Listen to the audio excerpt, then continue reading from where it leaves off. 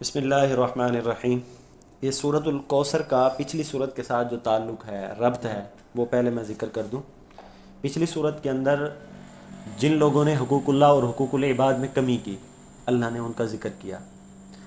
اب اس صورت کے اندر جنہوں نے حقوق اللہ اور حقوق العباد پورے ادا کیے ہیں، اس پر اللہ نے انعامات کا ذکر کیا۔ پچھلی صورت میں حقوق اللہ اور حقوق العباد میں کمی کرنے والوں کا ذکر تھا۔ اس صورت میں جنہوں نے ان کو پورا ادا کیا ہے، ان پر جو انعامات کیا گئے ہیں، ان انعامات کا ذکر ہے۔ یہ اس کا ربط ہے۔ اس کا شان نزول کیا ہے؟ ایک مرتبہ رسول اللہ صلی اللہ علیہ وسلم کے ہاں جب اولاد پیدا ہوئی، حضرت قاسم رضی اللہ تعالیٰ عنہ یہ پیدا ہوئے، تو وہ جب فوت ہوئے نا، تو اس میں جو مشرکین اور کفار تھے، ان میں آس بن وائل، یہ بڑا مشہور ایک مشرک اور کافر تھا۔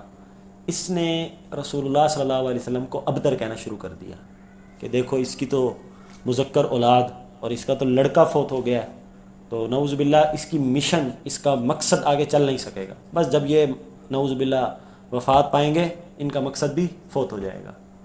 بس ان کی زندگی تک ہم ان کو برداشت کر لیں، آگے تو آسانی ہی آسانی ہے۔ تو اس پر انہوں نے ابتر کہنا شروع کر دیا کہ ان کی تو اولاد ہی نہیں پیدا ہوئی۔ تو یہ اس طرح نہ تانا دیا کرتے تھے رسول اللہ صلی اللہ علیہ وسلم کو۔ تو رسول اللہ صلی اللہ علیہ وسلم تھوڑا رنجیدہ ہوتے اس تانے پر، اور ان کو تنگ کیا جاتا۔ اس پر رسول اللہ صلی اللہ علیہ وسلم پر اللہ نے یہ صورت نازل کی، اور یہ صورت نازل کر کے رسول اللہ صلی اللہ علیہ وسلم کو تسلی دی۔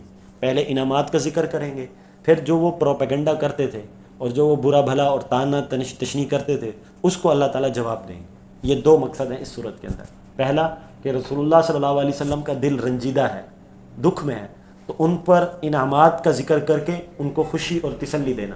اور دوسرا مقصد، جنہوں نے تنگ کیا ہے، جنہوں نے تانے دیے ہیں، ان کو اللہ تعالیٰ اپنی زبان میں جواب دیں۔ اللہ فرماتے ہیں انا اعطیناک الکوثر، کہ ہم نے آپ کو کوثر عطا کیا ہے۔ کوثر کا مطلب کیا ہے؟ اس میں کئی اقوال ہیں۔ کوثر سے سب سے اعلیٰ تفسیر، اصح تفسیر یہ ہے، اصح کا مطلب ہوتا ہے سب سے زیادہ صحیح، ایک ہوتا ہے صحیح اور ایک ہوتا ہے اصح۔ اصح کا مطلب ہوتا ہے سب سے زیادہ صحیح۔ تو سب سے زیادہ صحیح جو تفسیر اس کی یہ ہے کہ کوثر سے مراد خیر کثیر ہے، کہ رسول اللہ صلی اللہ علیہ وسلم پر جو بھی خیر اتاری گئی ہے وہ تھوڑی بہت نہیں ہے، کثیر ہے، بہت زیادہ خیر اتاری گئی۔ تو کوثر کثیر ہے، خیر کثیر ہے۔ ٹھیک ہے، سمجھ آ گئی یہ بات۔ اب رسول اللہ کو نبوت عطا کی، تو نبوت چھوٹی موٹی نہیں، اعلیٰ نبوت۔ رسول اللہ کو جو حسن عطا کیا گیا، تھوڑا بہت نہیں، اعلیٰ حسن۔ جو اخلاق عطا کیے گئے، تھوڑا بہت نہیں، اعلیٰ اخلاق۔ جیسے اللہ قرآن میں فرماتا ہے انک لعلی خلق عظیم، کہ حضور اعلیٰ اخلاق کے مرتبے پر فائز تھے۔ ٹھیک ہے، تو ہر چیز خیر کثیر میں۔ اب ابن عباس رضی اللہ تعالیٰ عنہ اس سے مراد لیتے ہیں حوض کوثر۔ فرماتے ہیں کہ اللہ فرما رہے ہیں اے نبی، ہم نے آپ کو حوض کوثر عطا کیا۔ جب شاگردوں نے یہ بات سنی تو شاگردوں نے کہا، بلکہ فرمایا وہ بھی صحابہ میں سے تھے، تو فرمانے لگے کہ ہم نے تو سنا ہے کہ کوثر سے مراد خیر کثیر ہے، آپ کہتے ہیں کہ کوثر سے مراد حوض کوثر ہے۔ تو مسکرا کر فرمانے لگے کہ حوض کوثر بھی تو خیر کثیر میں آتا ہے۔ ٹھیک ہے، ہر نبی کے لیے حوض ہے، لکل نبی حوض، ہر نبی کے لیے قیامت کے دن حوض ہوگا، وہ اپنی امتیوں کو پانی پلائے گا۔ وہاں پر کچھ نبی آئیں گے کہ جن کے 4 امتی، کچھ کے 5، کسی کا 1 بھی آئے گا۔ اور ایسے فیجیء نبی ولیس معہ احد، ایک ایسا نبی بھی آئے گا جس کے ساتھ 1 امتی بھی نہیں ہوگا، نہ بیوی نے کلمہ پڑھا، نہ اولاد نے پڑھا، نہ امتی نے پڑھا، ایسے بھی آئیں گے۔ تو ہر نبی کے لیے حوض ہوگا، وہ اپنے حوض سے اپنے امتیوں کو پانی پلائے گا، اور یہ وہ پانی ہوگا کہ قیامت کی جتنی مدت وہ گزاریں گے وہاں میدان محشر میں، پھر ان کو پیاس نہیں لگے گی۔ اور دراصل میں اس کی تھوڑی سی تفصیل بیان کر دوں کہ حوض کوثر، کوثر ایک نہر ہے۔ حوض کہتے ہیں پیالے کو، پیالہ، برتن، گلاس، اسے کہتے ہیں حوض، جہاں سے پیا جائے۔ اور کوثر اصل میں نہر ہے، نہر جو ہے، یہ نہر جنت کے اندر ہے۔ اس جنت سے 2 پرنالے نکل رہے ہیں، جیسے مکہ بیت اللہ کے اوپر ایک پرنالہ نہیں جس سے پانی ٹپکتا ہے بارش کے، اسے کہتے ہیں پرنالہ۔ ٹھیک ہے نا، یعنی 2 نالے سے بنے ہوئے، وہ نالے اس میں آ رہے ہیں میدان محشر کی طرف، قیامت والی جہاں میدان سجا ہوگا نا، اس جگہ وہ 2 پرنالے آ رہے ہیں۔ اب وہ پانی جنت سے آ رہا ہے، اور یہ پانی ان پرنالوں سے گزرتا ہوا حوض کوثر میں آئے گا، یعنی جو حوض ہیں، جو پیالے ہیں، جو رسول اللہ صلی اللہ علیہ وسلم اپنے امتیوں کو پلائیں گے۔ اب جس نے یہ پانی پی لیا وہ جنتی کہلائے گا، وہ خوش ہو جائے کہ بس ہم مجھے یہ پانی مل گیا۔ ہاں، یہاں پر ایک حدیث اور بھی ہے، وہ یہ کہ فرمایا کہ جب رسول اللہ صلی اللہ علیہ وسلم حوض کوثر پر ہوں گے اور وہاں پانی پلا رہے ہوں گے تو وہاں پر کچھ لوگ آئیں گے پینے کے لیے. رسول اللہ سمجھیں گے یہ میرے ساتھی اور میرے امتی ہیں, لیکن فرشتے ان کو لائن سے نکال دیں گے. تو رسول اللہ فرمائیں گے یہ تو میرے ساتھی ہیں, آپ کیوں نکال رہے ہیں؟ وہ کہیں گے آپ کو نہیں پتہ کہ انہوں نے آپ کے وفات پا جانے کے بعد, اس دنیا سے تشریف لے جانے کے بعد کیا کیا, انہوں نے بدعات کی. تو اللہ کہیں, حضور فرمائیں گے سحقن سحقن, ان کو دور بھگا دو. اس سے بھی پتہ چلتا ہے کہ بدعتیوں کے ساتھ یہ ہوگا. تو حوض کوثر سے پانی وہی پیے گا جو اہل سنت والجماعت ہو.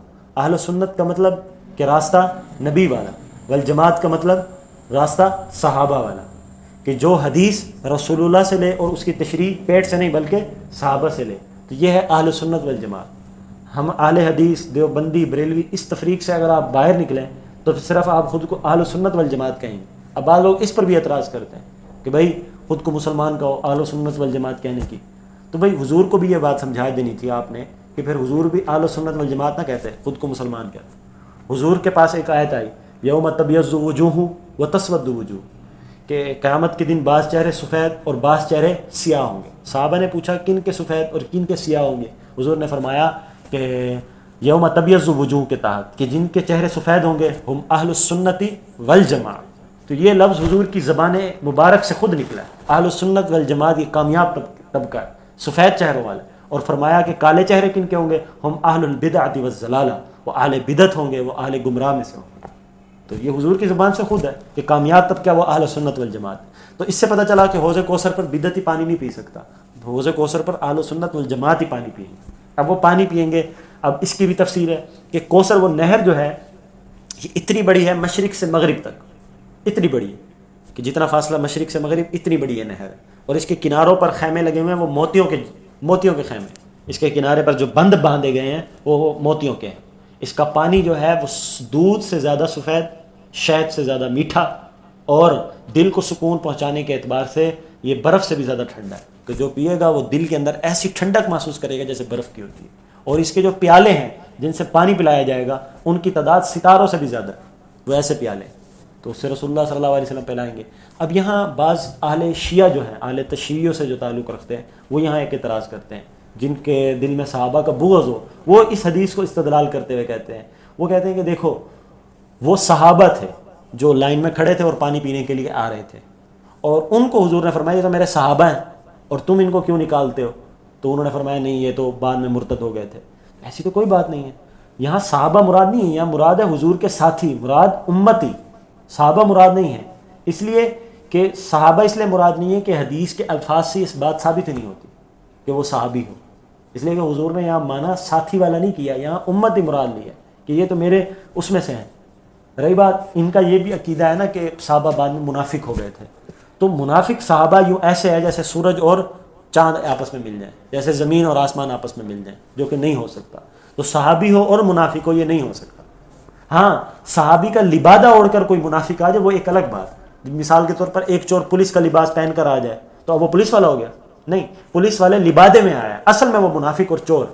اسی طرح جو لوگ حضور کے دور میں یا حضور کے بعد جو لوگ صحابی کی شکل اختیار کر کے مطلب خود کو مسلمان شو کرتے تھے, وہ تھے اصل میں منافق, صحابی نہیں تھے, اصل میں منافق تھے, بعد میں ان کا نفاق کھل گیا. تو صحابی صحبت سے نکلا ہے, یہ تو رسول اللہ صلی اللہ علیہ وسلم کے عین قریبی ساتھیوں میں سے, ان پر اعتراض نہیں آ سکتا. ٹھیک ہے, تو یہ وہاں پر پانی پلایا جائے گا.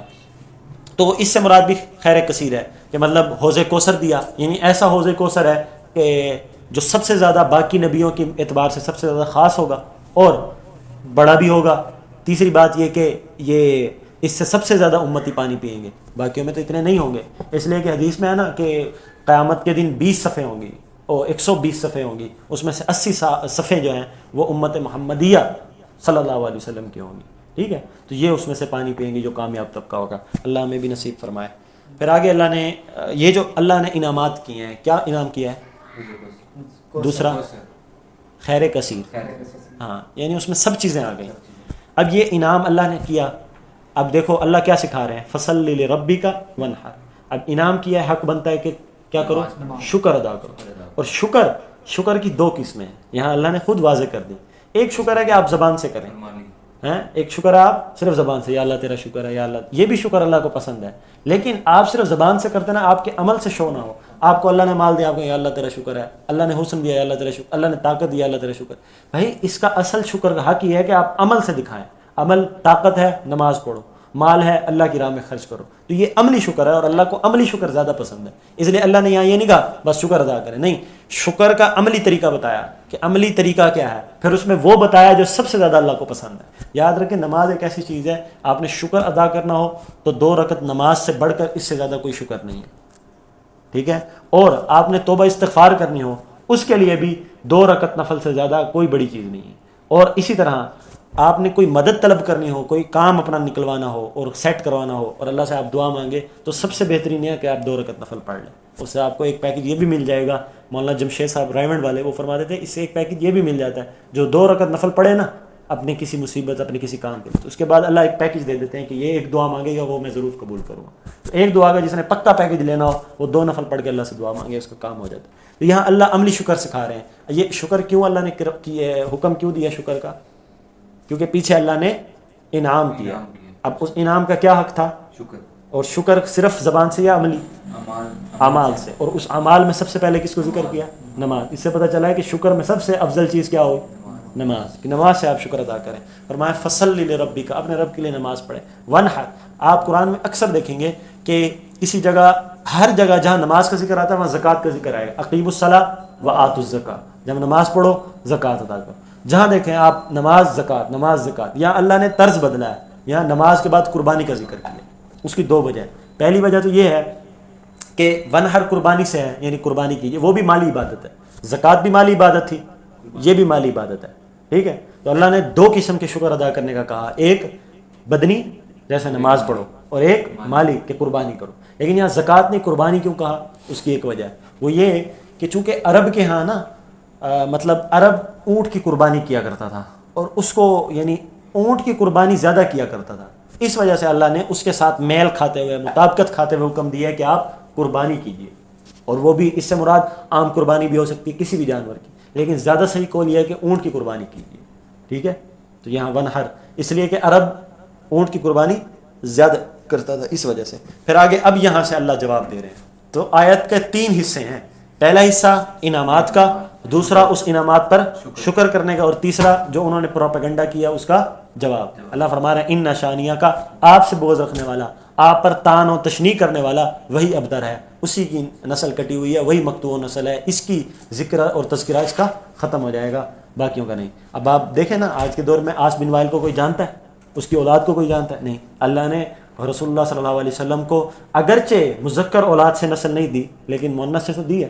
حضرت فاطمہ رضی اللہ تعالیٰ عنہ ان سے تو دی ہے نا. فاطمہ تو زہرا، زہرا کیوں کہا جاتا ہے حضرت فاطمہ کو؟ زہرا پھول کو کہتے ہیں، پھول سے خوشبو بکھرتی ہے، تو اس سے حضرت فاطمہ سے نسل محمدی بکھری ہے پوری دنیا میں، تو اس لیے حضرت فاطمہ کو فاطمہ تو زہرا کہتے ہیں. تو ان کی تو نسل آج بھی چل رہی ہے، روحانی بھی اور جسمانی بھی. تو یہ اس آیت کا خلاصہ ہے.